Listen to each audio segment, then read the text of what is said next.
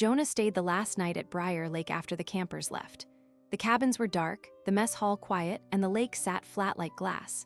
He liked the silence. He liked knowing the camp belonged to him for one slow night. But when he walked past the main fire ring, he saw a small pile of fresh pine needles arranged too neatly, like someone had sat there minutes before. Who would still be here? Why would the camp feel watched when no one should be around?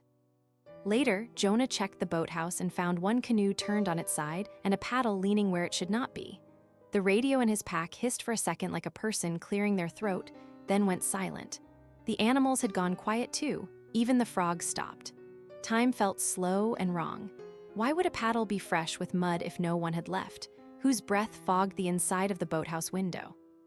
Jonah followed a wet trail along the dock until it stopped at the end, as if someone had walked into the lake and vanished.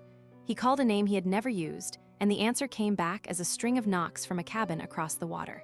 He crossed the dock, each board creaking like a question. At the cabin door, he heard a shallow breath that matched his own, but the breath came from the wall beside him.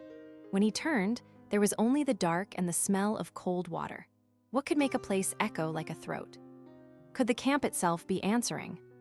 At dawn, Jonah left Briar Lake with his bag heavier than it should be. In his pocket, he found a small camper badge he did not remember picking up.